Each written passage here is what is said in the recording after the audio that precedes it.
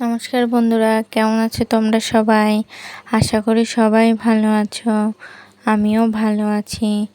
আজকে তোমাদের দেখাবো পাবদা মাছ আমি কিভাবে রান্না করলাম, আর তার সাথে একটা টিপসও থাকছে তোমাদের জন্য।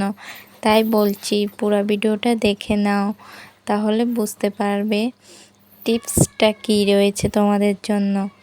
দেখো, আমি পাবদা মাছগুলোকে সুন্দর করে সাজিয়ে নিয়েছি থালায়।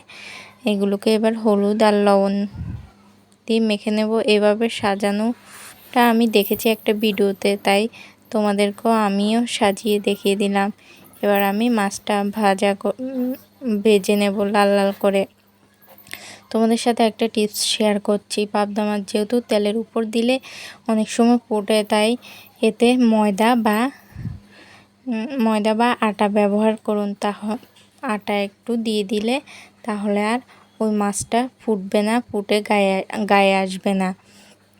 এটাই রইল তোমাদের জন্য আজকের ভিডিওতে টিপস।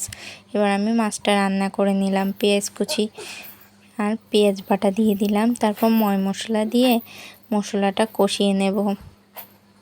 পেঁয়াজ বাটাটা দিলে মাছের ঝোলটা একটু গাঢ় হয়, খেতেও ভালো লাগে।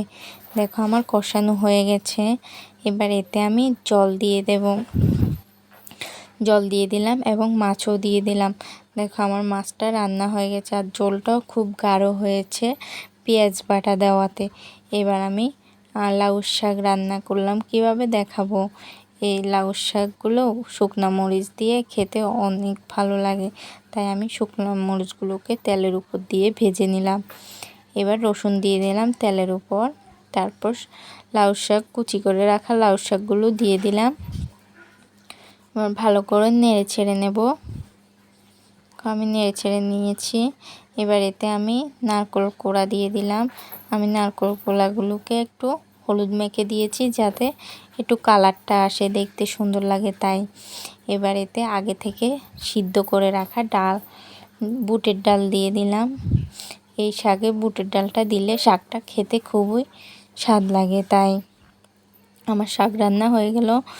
আমার ভিডিওটা কেমন লেগেছে অবশ্যই জানাবে, ভালো লাগলে শেয়ার করে দেবে। ধন্যবাদ সবাইকে।